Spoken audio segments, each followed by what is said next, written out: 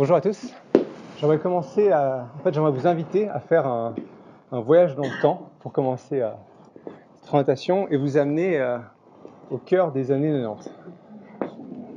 Alors, vous vous souviendrez des Backstreet Boys, qui était vraiment le groupe du moment, de Justin Timberlake, qu'on connaissait peu, mais surtout du Tamagotchi, où personne n'a jamais compris à quoi ça servait, mais tout le monde en avait un. Blague à part, un samedi après-midi typique. Dans les années 90, c'était une matinée de dessin animé. Alors on regardait la TV, c'était de 8h, il fallait se lever tôt, 7h30 jusqu'à 11h, il y avait des dessins animés. Et on regardait soit les Tortues Ninja, soit Scooby-Doo. J'adorais Scooby-Doo. Mon père était jamais là le samedi matin parce qu'il travaillait dans quelque chose qui s'appelait une agence de voyage. Et une agence de voyage, c'était un endroit où on pouvait réserver ses vacances, soit un hôtel, un avion, et puis avoir des informations sur comment est-ce qu'on passe de l'hôtel à l'aéroport, les transferts, etc. Une fois les dessins animés terminés, Scooby-Doo terminé, je me suis dit que j'allais appeler un ami. Le problème, c'est que c'était impossible d'appeler un ami parce que ma sœur était sur Internet. Et elle avait cette connexion ADSL et ça prenait énormément de temps pour voir les photos de Justin Timberlake. Donc j'ai pas d'autre choix que de descendre dans la rue dans une cabine téléphonique. Dans une cabine téléphonique, voilà, j'appelle, je dis bonjour, c'est Yuri, j'aimerais parler à, évidemment, parce que d'abord j'ai la mère. Et je dis à mon ami, voilà, comment vas-tu ? Retrouvons-nous, passons, c'est un samedi après-midi, il fait pas beau, allons dans une salle d'arcade. Incroyable, salle d'arcade. Dans la salle d'arcade, on passe toute l'après-midi à jouer à des jeux vidéo, etc. On prend quelques photos. Par contre, le seul problème avec la photo, c'est qu'en fait, on ne sait pas si elles sont bien. Certaines sont floues, certaines pas. En fait, on le saura dans probablement 2 ou 3 semaines. Le temps de faire un développement. Il fallait aller à Photo Studio de la rue du Rhône, là. Ça coûtait une fortune, 35 francs pour développer 40 photos. Et en fait, la moitié était floue. Sorti de la salle d'arcade, on se rend au vidéoclub. Le vidéoclub, c'était génial parce qu'on pouvait avoir tous les derniers films. Donc moi, j'hésitais entre Terminator et Forrest Gump. Finalement, je repars avec Toy Story, que j'adorais. Par contre, il fallait absolument le ramener dans les 12 heures, ou les 24 heures, parce que sinon, l'amende valait en tout cas le prix du DVD, quoi, ou de la VHS. Le film terminé, histoire de m'endormir, je mets mon Discman. Cette chanson de Backstreet Boys reste dans ma tête et je l'écoute jusqu'à m'endormir. Ça, c'était en 1995. C'est pas il y a si longtemps que ça. Si on avance aujourd'hui en 2017 et qu'on imagine exactement le même samedi après-midi, les activités profondément restent les mêmes, plus ou moins. Pourtant, la façon dont on accède à ces activités est extraordinairement différente. Cette publicité qui date depuis un moment déjà d'Apple, qui dit « There's an app for that », qui montre à quel point tout a été digitalisé. La télévision, c'est devenu YouTube, la salle d'arcade, c'est devenu Angry Birds, l'appareil photo, c'est Instagram, l'agence de voyage, c'est Booking.com, et j'en passe. Ce n'est pas les seuls, que ce soit les annuaires téléphoniques, la calculatrice, le nombre de services qui ont été, qui sont soit mis en danger, soit qui ont complètement disparu, je pense aux cabines téléphoniques, est énorme. Il y a cette vidéo que je vais vous montrer qui est très courte, qui a été réalisée par le Harvard Innovation Lab. Alors quand j'ai préparé toute cette présentation, je me dis que c'est une ligne assez difficile parce que je suis face à des gens qui sont experts dans le domaine et qui connaissent tous les points forts, les faiblesses, etc. Donc je vais amener un regard très extérieur de la façon dont je vois les choses, en étant plus d'un point de vue d'utilisateur de bibliothèque. Et quelque chose que je trouvais assez intéressant, c'est qu'une bibliothèque il y a, 400, 500 ans, c'était plus ou moins ça. Une bibliothèque aujourd'hui, c'est plus ou moins ça. Donc conceptuellement, c'est profondément la même chose. Et une bibliothèque demain, c'est peut-être ça. Là, je vous vois peut-être comme un chat qu'on vient de mettre dans une baignoire, là. Il y a une vraie question qui se pose par rapport aux bibliothèques, comment elles se positionnent dans un cadre de digitalisation. Alors maintenant, c'est pas noir ou blanc, il y a 2-3 choses qui sont importantes. La première, c'est qu'il y a un nombre énorme d'ouvrages qui aujourd'hui sont accessibles de façon numérisée. Que ce soit via, vous savez, soit les banques de données des universités ou des écoles eux-mêmes, soit via le Kindle d'Amazon, etc. Deuxième chose qui est, en tout cas, que je trouve très marquante d'un point de vue externe, c'est la notion de recherche, ou plutôt d'accès à l'information. L'accès à l'information, c'était pendant j'ai presque envie de dire des millénaires, mais pendant des centaines d'années, la chasse gardée des bibliothécaires. C'est-à-dire que même avant le système de classification de Dewey, le grand public n'avait pas accès aux ouvrages, donc il fallait aller demander à un libraire, etc., un libraire ou un bibliothécaire comment y faire. Aujourd'hui, une simple recherche booléenne sur Google est probablement similaire pour beaucoup de recherches.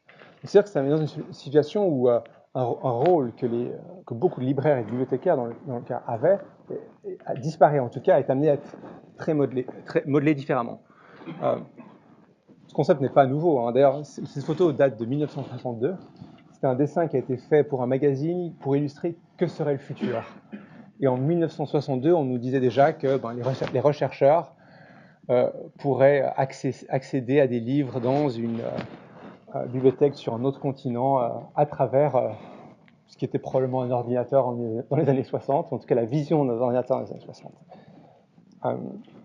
Si je résume un petit peu les observations que j'ai faites par rapport aux bibliothèques de façon très générale, la première chose, c'est que une grande partie des ouvrages sont disponibles de façon numérique. Je dis une grande partie parce que je sais qu'il y a plein d'exceptions, certains ne sont pas de bonne qualité, etc.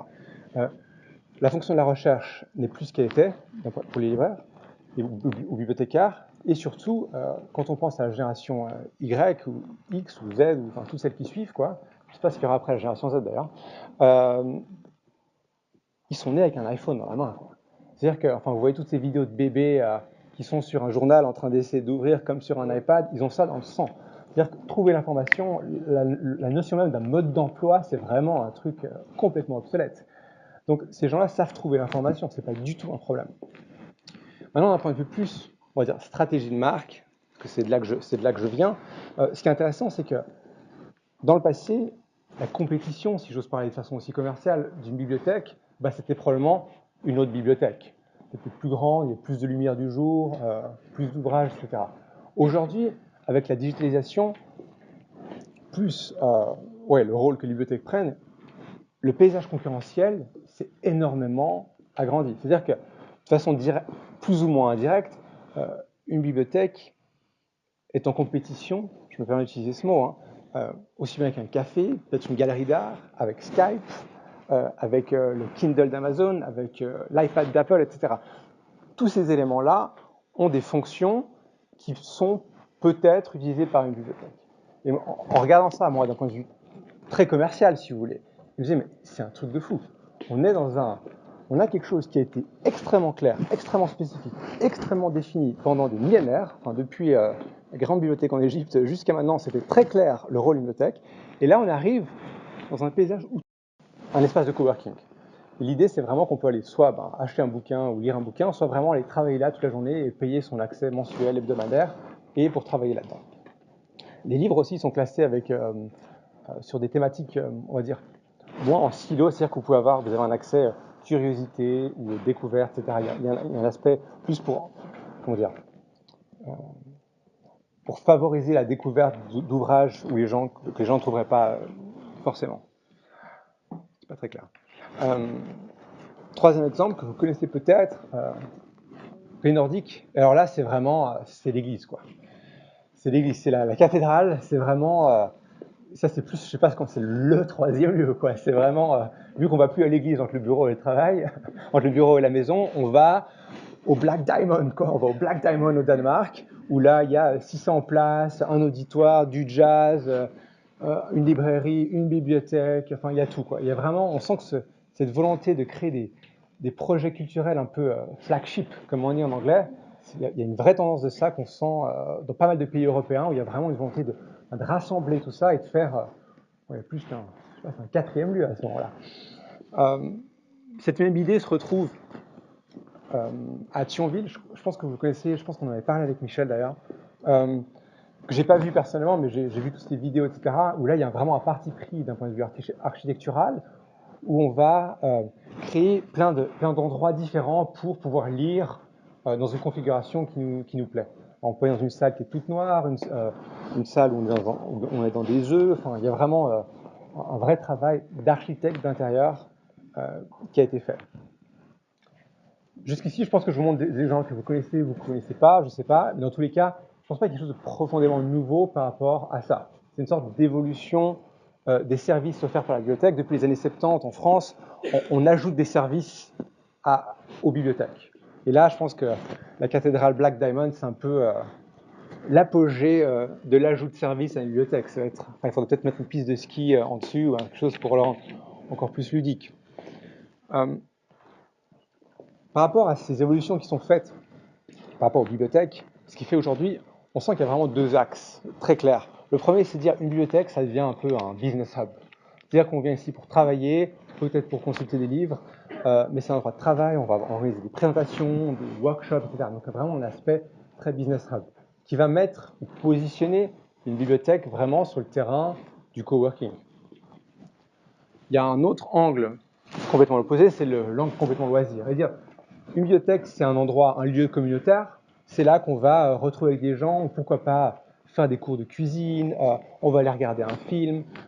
À droite, c'est une photo que j'ai prise lors de mon dernier voyage à New York, où c'est la Public Library de New York, qui est vraiment la bibliothèque classique par excellence, qui offre une after hours avec des drinks, performance, special tour, food and drinks. Donc c'est plus une foire là. En passant tous ces exemples en revue, j'en ai vu plus d'une vingtaine, j'ai gardé juste 4, mais j'ai pas pu m'empêcher de me poser la question, est-ce que vraiment c'est ça le futur des bibliothèques? Quand je vous ai montré avant mes axes, en vous montrant le champ des possibles, est-ce que vraiment c'est comme ça qu'on doit penser une bibliothèque demain? Est-ce que c'est comme ça qu'on doit positionner une bibliothèque demain? Et ce qui me marque, c'est que dans tous ces exemples que je vous ai montrés, ils ont tous une chose en commun.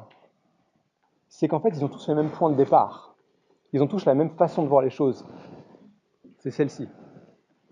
Bibliothèque. On est une place où on met des livres et ensuite on va venir ajouter des choses dessus. Mais la pensée de départ est la même. Et quand on regarde sur plein d'industries, parce que nous, typiquement dans notre travail, on a été amené à travailler avec que ce soit des banques, l'éducation, des produits de consommation, l'hôtellerie, il y a vraiment une façon de penser dans une industrie et qui fait qu'on n'arrive pas à voir les choses d'un autre angle. Et on sent que tous ces exemples-là sont très beaux, sont très bien, sont très pensés, mais ils ont tous le même point de départ. Il faut qu'on mette des livres dans un endroit, mais vu que les gens n'ont pas forcément besoin des livres, on va devoir ajouter d'autres choses autour, si je résume. Et on va appeler ça un troisième lieu, comme ça, c'est un endroit où tout peut se passer, etc. Donc, bon, comment est-ce qu'on change notre point de vue? Comment est-ce qu'on pense différemment une bibliothèque? Alors là, je vais vous amener dans un terrain qui est peut-être moins confortable, moins connu, et les choses sur lesquelles vous allez peut-être être tout à fait d'accord, ou au contraire, c'est une hérésie même de pouvoir penser à ça. J'aimerais juste ouvrir le champ des possibles pour voir comment est-ce qu'on peut réfléchir au positionnement qu'une bibliothèque peut avoir. Bon, j'ai une vidéo, alors je ne sais pas qui connaît ce Golden Circle. Ça vous dit quelque chose? Non? Alors je vais vous le montrer, c'est une vidéo qui dure environ 7 minutes, elle est sous-titrée en français, qui à mon avis introduira assez bien ce que j'essaie de vous expliquer.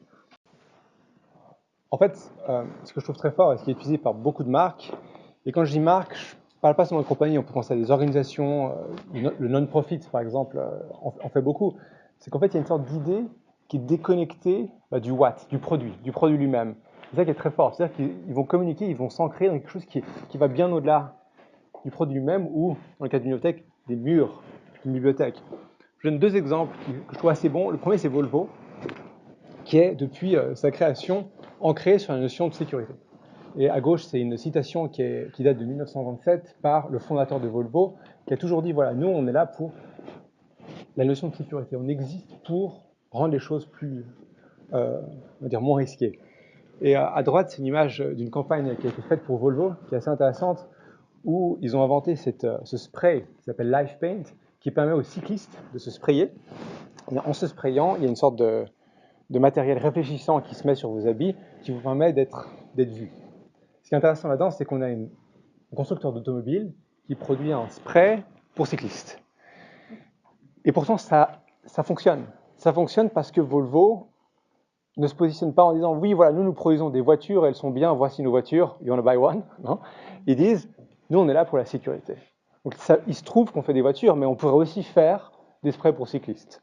Alors, bien évidemment, c'est un coût marketing, mais ce qui est intéressant, c'est de voir comment ils peuvent aller sur des terrains aussi éloignés que la voiture de façon cohérente.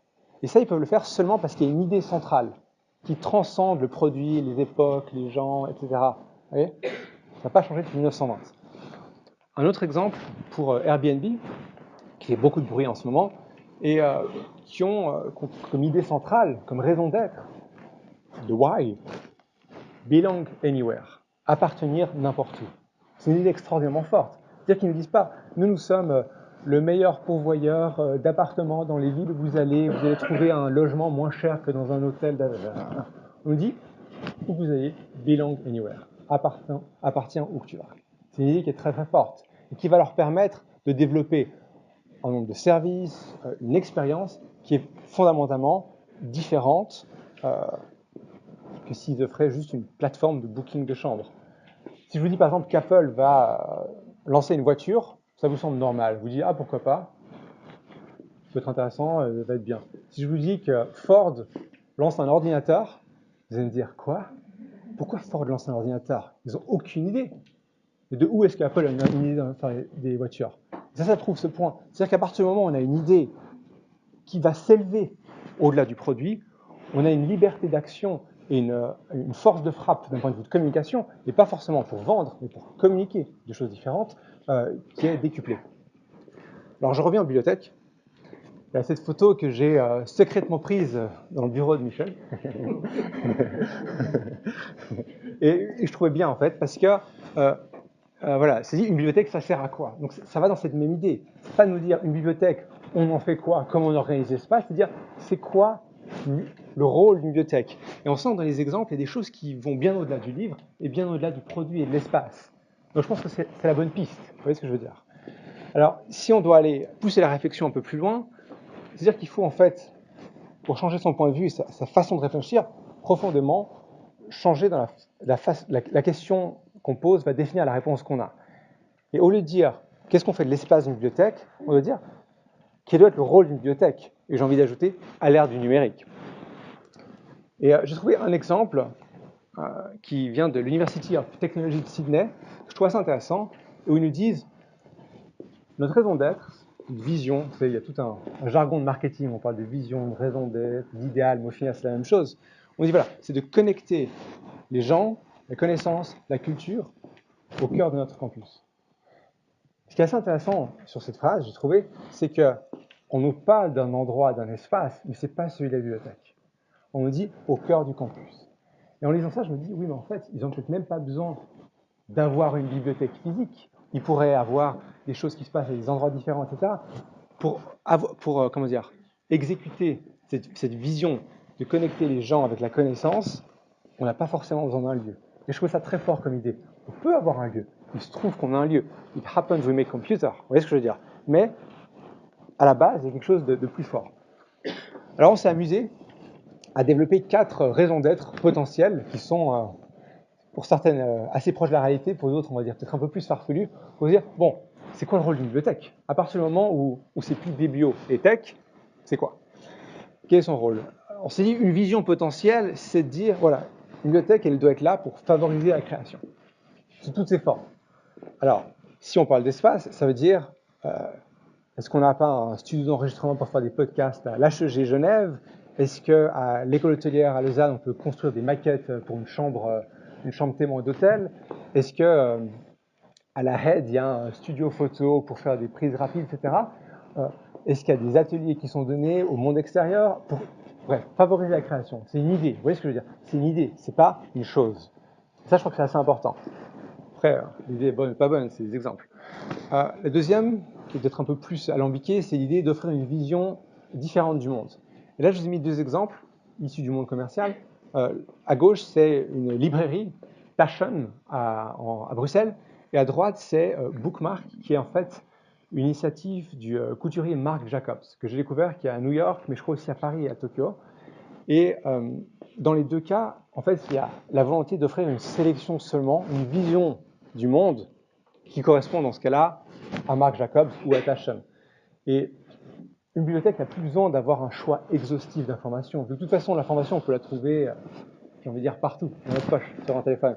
Par contre, d'offrir un regard, un parti pris sur une sélection de choses offre un intérêt. Donc, est-ce que finalement, le rôle d'une bibliothèque, c'est pas d'offrir une vision du monde qui peut être différente d'une bibliothèque à l'autre, qui peut être commune, je sais pas, aussi bien Marc Jacobs est capable d'offrir une librairie. Troisième idée, alors là c'est vraiment du brainstorming qu'on a fait, hein, c'est l'idée de dire voilà, au final, le rôle d'une bibliothèque, c'est d'offrir un accès personnalisé à de l'information.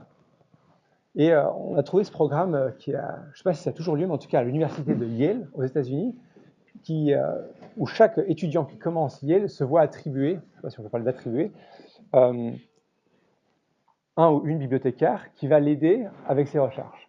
Et je me suis dit, on pourrait pousser ce concept beaucoup plus loin en imaginant qu'en fait la bibliothèque, ça devient juste un chat WhatsApp, où on peut dire, voilà, moi je cherche l'info là-dessus, est-ce que tu peux m'aider, t'as vu ça, etc. Et je vais raconter une histoire très personnelle qui m'a donné cette idée. C'est quand j'ai acheté la bague de fiançailles pour ma femme, bon, bah, j'ai pris mon téléphone avec toute l'originalité du monde, j'ai appelé Tiffany à Paris. Je dis bonjour, j'aimerais acheter une bague, on fait comment? Ils m'ont dit, bon, on voulait qu'on communique comment? Par email ou par WhatsApp? Je me suis dit, Tiffany à Paris me demande de parler avec WhatsApp. WhatsApp, c'est parti! Et pendant une période d'environ 3 à 4 semaines, j'ai eu une conversation presque quotidienne avec cette personne de chez Tiffany qui m'envoyait des photos de bagues. Je disais oui, non, combien, quel niveau, quelle qualité, quelle transparence, etc. Jusqu'enfin, plus d'un mois après, je me rends à Paris pour acheter la bague. Et si vous voulez, 90% de l'expérience que j'ai eue avec Tiffany, en fait, c'est passé via WhatsApp. Parce qu'on n'a pas développé une app. Tiffany ne m'a pas dit, s'il vous plaît, téléchargez votre app pour aller voir. Non, ils m'ont dit, voilà, vous voulez, on communique sur WhatsApp. Et dans quelle mesure est-ce qu'une bibliothèque, c'est pas ça, en fait? Est-ce que c'est pas d'avoir des gens qui sont très compétents, qui ont une capacité voilà, d'orienter, d'aider, etc. Alors maintenant, c'est clair que je veux dire, ça vous fait peut-être froid dans le dos, parce que un bibliothécaire, c'est pas ça. Vous voyez, c'est pas comme ça qu'on les forme, c'est pas ça la formation, l'image, l'intérêt qu'on peut en avoir, etc. Mais j'essaie juste de montrer comment on peut élargir la pensée en posant une question différente. Pas forcément en voulant dire que c'est ça la solution. Autre initiative que j'ai vue, c'est la notion d'offrir des moments de découverte. C'est une initiative qui se passe à New York, où là, il y a vraiment, c'est vraiment des pop-up. Et d'un quartier à l'autre, etc., ils vont ouvrir des bibliothèques principalement destinées aux enfants pour découvrir des histoires coloriées, etc. Et je me disais, dans quelle mesure on ne peut pas avoir des pop-up qui se font, des collaborations, enfin vous avez un réseau de, je crois, plus de 30 bibliothèques qui est d'extraordinairement riche en termes de savoir, de connaissances, de matériel. Dans quelle mesure ça ne peut pas devenir quelque chose de beaucoup plus événementiel, en fait, une bibliothèque? De nouveau, on parle d'un autre métier, d'une autre application. Ça vous fait froid dans le dos ou je continue?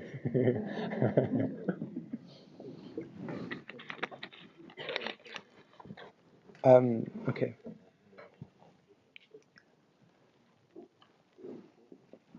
Une fois qu'on a trouvé une sorte de positionnement, qu'on pose une bonne question, disons, quel est notre rôle, et qu'on arrive à définir une idée centrale qui devient notre positionnement. Dans le cas de la HESSO, ça peut être une idée commune pour tout le monde, probablement, mais qui doit avoir beaucoup de déclinaisons, parce qu'une bibliothèque qui est liée à la santé, ou à la musique, ou aux affaires, il y a forcément des besoins, des systèmes qui sont très différents. Mais dans tous les cas, une fois que ce positionnement est défini, il faut pouvoir, on parle de designer l'expérience. Qu'est-ce que ça veut dire designer l'expérience? Je vous donne un exemple métaphorique. Est-ce que quelqu'un a déjà vu cette image? Ça vous dit quelque chose? Non. Je vais raconter l'histoire. Je crois que ça fait presque 10 ans maintenant. Cet homme va dans le métro de Boston avec son violon et sa casquette, trouve un coin et il joue. Il joue du violon pendant environ 1 heure. Pendant 1 heure, la plupart des gens passent sans s'arrêter. Quelques-uns s'arrêtent et encore moins lui laissent un petit peu d'argent. Au final, je crois qu'en 1 heure, il a fait environ $35, ce qui est OK pour un musicien de rue. Maintenant, la chose que vous allez savoir maintenant, c'est qu'en fait, cette personne s'appelle Joshua Bell. C'est un des meilleurs violonistes au monde. Son violon coûte 3,5 millions de dollars. Et le soir même, Joshua Bell jouait à l'opéra principal, salle de concert principale de Boston, salle comble, avec un prix de ticket moyen d'environ $150.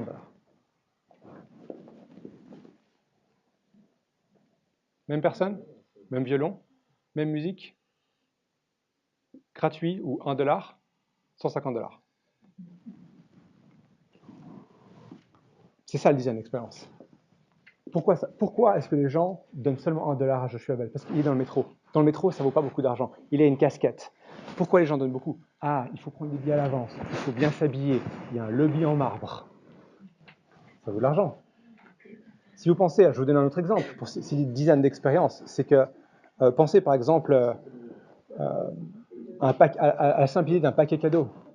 Si un jour vous êtes vraiment en retard pour aller manger chez des amis et tout ce que vous avez c'est une bouteille de vin vraiment de mauvaise qualité, trouvez un beau ruban ou un beau papier et vous l'enrobez. Et tout le monde va dire qu'en goûtant que ce vin est un millésime exceptionnel et que la note de cassite et de chocolat fait toute la différence. Un exemple qui m'a beaucoup plus frappé, qui sort de l'industrie du parfum, c'est que la chose la plus chère quand on fait un parfum qu'on vend par exemple 150 francs, la chose la plus chère c'est le packaging.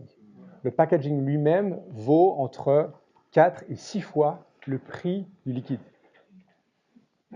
C'est-à-dire que le prix de production d'un parfum de 150 francs, c'est environ 25 francs. Ensuite, il y a beaucoup de coûts d'intermédiaires, de marketing, etc. D'un pur point de vue de production, sur ces 25 francs, il y a environ 1,50 franc qui est destiné au parfum.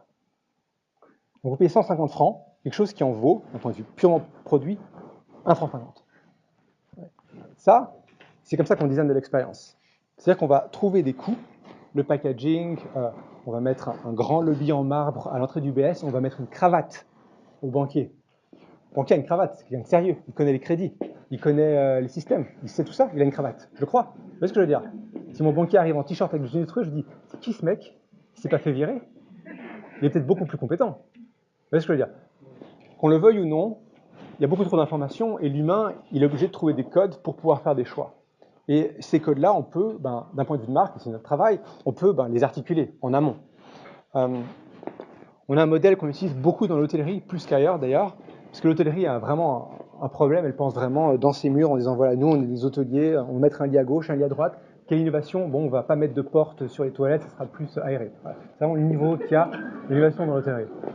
Et on a développé pour nos hôteliers un modèle qui en fait je pense est très pertinent pour les bibliothèques, c'est pour ça que je vous montre, je m'excuse c'est en anglais, où on dit voilà, il y a l'expérience client qui est au centre, mais qui est en fait composée d'éléments très différents, à savoir le produit, c'est les murs, c'est qu'est-ce qu'il y a, où est-ce qu'on met les rayons d'une bibliothèque, si je prends exemple une bibliothèque.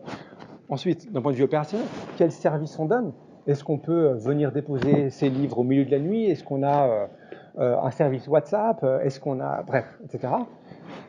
La distribution, comment est-ce qu'on communique? Est-ce qu'il y a un compte Instagram qui, toutes les semaines, montre des livres sympas? Est-ce que vous recevez une newsletter? Et finalement, la personnalité. Et la personnalité, on pense vraiment à l'image, au graphisme, au design.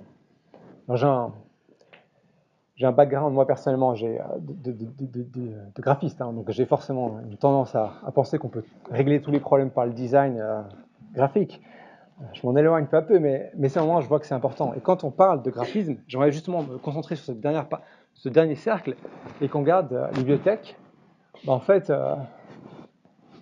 vous tapez Google logo bibliothèque et tout le monde a le même concept. On va mettre 3 livres et puis on va trouver une couleur un peu vibrante et puis on va les organiser. Okay, et tout le monde fait la même chose. C'est un standard. C'est comme ça qu'on pense. On est une bibliothèque, donc il faut qu'il y ait des livres sur notre logo. C'est vraiment genre, ça va pas plus loin que ça. Et là, je pense que ça montre vraiment ce que je vous disais en disant comment est-ce qu'on peut penser différemment? On peut toujours offrir la même chose, mais on peut l'offrir différemment. Pensez à Joshua Bell, il joue le même morceau sur le même violon, mais la perception que vous avez est très différente. Donc, mon point revient sur la question du positionnement. À partir du moment où vous avez un positionnement qui est clair et vous voulez avancer en guillemets dans le futur, il faut pouvoir communiquer ça à votre audience. Et là, je parle vraiment pas d'un point de vue commercial. Il faut pouvoir le dire. Nous avons maintenant un positionnement. Nous sommes positionnés comme tel et tel. Regardez, des changements ont été faits qui viennent mettre en valeur ce positionnement. Parce que si vous me dites, oui, voilà, notre positionnement, ça va être, j'invente, hein, le 3e lieu, etc. Et puis que votre logo, c'est ça, il y a un décalage. Ça ne marche pas entre ce que vous dites et ce que vous montrez. Et il faut être cohérent aux 2 niveaux. J'aimerais vous montrer, je crois que j'ai 4 projets, 2 qu'on a réalisés et 2 que j'ai trouvés, qui, à mon avis, réussissent bien comment dire, à gérer cette image qu'on peut avoir d'un service. Le premier, c'est à Istanbul. C'est en fait un regroupement, il y avait alors des bibliothèques, il y avait des galeries d'art pour le coup. Ils ont décidé de tout regrouper ça sous un nom. Ils ont dit il nous faut qu'il y ait un nom commun pour ça. Ils ont appelé ça Salt, comme du sel. Ça rappellera l'opérateur. Je pense que les enregistrements de trademark ne sont pas les mêmes en Turquie et en Suisse, et surtout pas dans la même catégorie.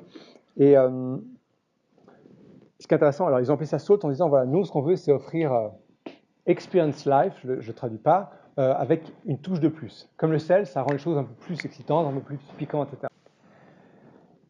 Ce que je trouve particulièrement intéressant sur ce projet, et d'ailleurs sur le suivant aussi, c'est qu'on n'utilise pas le mot de bibliothèque. Vous voyez ce que je veux dire? On dit, voilà, c'est Salt. Donc si on veut vraiment être un troisième lieu, on ne peut pas s'appeler bibliothèque.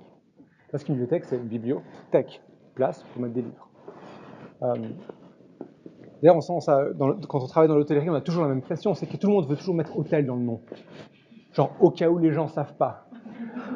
Ouais, on me trouvait sur Booking.com, je pense qu'on devrait mettre hôtel. Bah, les gens cherchent un hôtel sur Booking.com et ils voient une photo de chambre. Tu penses qu'il y a besoin d'écrire hôtel? Ah ouais, c'est vrai. Vous voyez ce que je veux dire? On est passé dans un ère du numérique. Il n'y a plus besoin d'avoir une énorme enseigne sur l'entrée de notre hôtel pour dire voici notre hôtel, venez ici. Les gens arrivent sur Google Maps. Deuxième projet que j'ai trouvé ce matin dans le 20 minutes, en le lisant en train, en arrivant de Zurich. C'est un projet qui va ouvrir le 2 septembre à Zurich, donc je ne le connais pas, et qui s'appelle Cosmos, qui est dans un quartier assez jeune, près de la Langstrasse, pour ceux qui connaissent Zurich, et qui là justement regroupe de nouveau beaucoup d'activités, mais là, dont justement ce qu'ils appellent un bourg salon, un salon du livre, ça sonne beaucoup moins bien en français. Alors je ne sais pas si on peut acheter les livres ou les emprunter, je pense les acheter. Ce que je trouve intéressant aussi là, c'est que de nouveau, ils trouvent un nom, un univers, ils disent Cosmos. On a envie d'y aller, on a envie de se poser là-bas, on a envie de voir des livres. On n'est pas du tout dans un univers, dans une expérience qui est une bibliothèque. Vous voyez ce que je veux dire? On a quelque chose de différent. Pourtant, ce qu'on en fait peut être exactement la même chose. Troisième exemple, c'est un projet qu'on a terminé seulement à Paris. Alors, ce n'est pas exactement une bibliothèque, mais je trouvais intéressant. On a travaillé pour un hôtel qui avait en fait un espace de séminaire assez grand. Et qui a dit, voilà, on va rénover l'espace de séminaire et puis il faut qu'on vende des séminaires, quoi. L'Oréal qui vient pour une journée avec 40 personnes pour faire un séminaire. Et nous, ce qu'on lui a recommandé de faire, c'est de dire, il faut qu'on crée une véritable expérience. On ne veut pas dire, voici le nouvel espace de séminaire de l'hôtel, comme 250 hôtels le font à Paris. On va dire, on va créer un nouvel espace événementiel à Paris, avec un nouveau logo, un nouveau nom, une nouvelle image. Et on va surtout travailler pour que le soir, il y ait des cours de danse, des cours de yoga. Le samedi matin, il y ait le ciné-club avec les enfants, un cours de peinture, etc., etc. Pour en fait utiliser l'espace, non pas comme juste une salle de séminaire, parce que dans l'hôtellerie, un espace séminaire, c'est utilisé du lundi au vendredi de 8h30 à 6h, et le reste du temps, l'espace n'est pas du tout utilisé. Donc, d'un point de vue commercial, ça nous permet, en développant une nouvelle marque, de rentabiliser l'espace sur l'intégralité de la semaine, mais surtout d'offrir une expérience qui est, qui est pour le coup très différente, dans le sens que les inspiré d'un studio de télévision, on a développé tout ce graphisme qui nous emmène dans un lieu très différent. On n'a pas l'impression d'aller dans un hôtel. Vous voyez ce que je veux dire? C'est pas du tout. D'un point de vue produit, c'est la même chose. Il y a une salle, un projecteur, un mec qui parle, des stylos, du jus d'orange et du café à la pause. Vous voyez ce que je veux dire? Ça n'a pas changé. Pourtant, la façon dont on va présenter la chose va être très différente. Et finalement, un projet beaucoup plus proche de chez nous, on a aidé. Alors, le projet n'a pas été réalisé dans son intégralité, en tout cas comme on l'aurait souhaité, mais on a travaillé avec la HEG à Genève, particulièrement sur le programme du Master en luxe. Et en fait, au moment où on a discuté avec M. Schumacher, que vous connaissez peut-être, il disait oui, alors on pourrait par exemple faire une publicité sur un tram. Et moi, je me suis comme un chat qui remet une baignoire pour le coup. Si, enfin, master de luxe. C'est-à-dire qu'on veut attirer. Qui est-ce qu'on veut attirer avec un master de luxe? On veut attirer des gens qui, c'est des wannabes profondément, qui veulent entrer dans l'univers du luxe. On ne va pas leur mettre une pub sur un tram. On leur dit pas le bon message. Vous voyez ce que je veux dire? D'un point de vue de canaux de communication, il y a un truc qui ne marche pas. Et après, on a poussé la réflexion plus loin en se disant, bon, la motivation principale de tous les gens qui postulent pour ce master, c'est d'entrer dans le monde dans le luxe, d'aller travailler chez Cartier, chez Chanel, chez Gucci, etc. Donc il faut, pour le coup, leur vendre du rêve, Et il faut leur montrer que ce master, non seulement en termes de contenu, mais en termes d'image, est pertinent. C'est pour ça qu'on a développé toute une image qui va pas plaire aux gardiens de l'identité visuelle de l'HEG, pour le coup, mais qui s'inspire profondément des codes du luxe. Vous voyez ce que je veux dire? Et qui va dire, voilà, un parfum de luxe, comment on le fait, etc. Alors, ce projet a été fait presque d'un point de vue plus conceptuel qu'opérationnel. Enfin, travaillant avec des grandes entreprises, on est très conscient de ce qui se passe, à quel niveau, etc.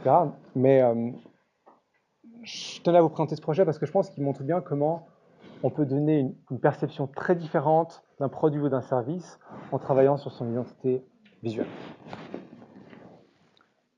Voilà. Je sens des...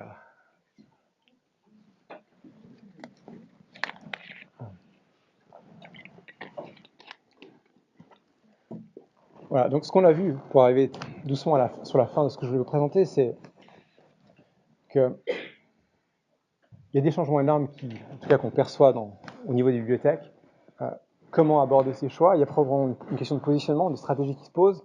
Et pour y répondre, il faut probablement aller au-delà d'une notion d'espace et de physique, mais plus aller à une idée transcendante, un rôle, raison d'être. Et de ça, pouvoir probablement développer une expérience. Alors, je vous ai donné un exemple de design, mais une expérience qui va justement refléter ce positionnement que vous décidez d'avoir. Parce que sinon, ça va rester une présentation PowerPoint. On va dire, nous sommes un lieu qui attire les gens pour être ensemble, etc. Mais si l'expérience, c'est que vous arrivez, vous avez un desk et une bibliothèque derrière qui dit bonjour, faites pas de bruit s'il vous plaît, j'exagère. Ça va pas marcher. Vous voyez ce que je veux dire? Il y a une vraie nécessité d'aligner le positionnement avec ensuite l'expérience. Parce que sinon, c'est du travail de consultant. Voilà votre vision, voilà votre positionnement, et au final, il ne se passe rien dans la réalité. Voilà. J'espère que je vous ai dit que la deuxième partie allait vous donner des idées qui n'étaient peut-être pas les plus attendues. J'espère que ça vous a donné en tout cas une envie de voir les choses peut-être sur un autre angle et de voir le monde des possibles, et pas juste de voir les problèmes, mais de voir les possibles, et surtout que profondément, comment dire, la vraie contrainte, c'est la créativité. Parce qu'en fait, on peut tout faire. C'est pas forcément une question de budget, d'espace, etc. C'est une question de créativité. Et j'espère que vous allez, après ça, en tout cas, avoir envie de faire un autre voyage dans le temps, cette fois-ci dans le futur, pour voir comment le positionnement des HSSO pourrait être amené à évoluer. Merci beaucoup.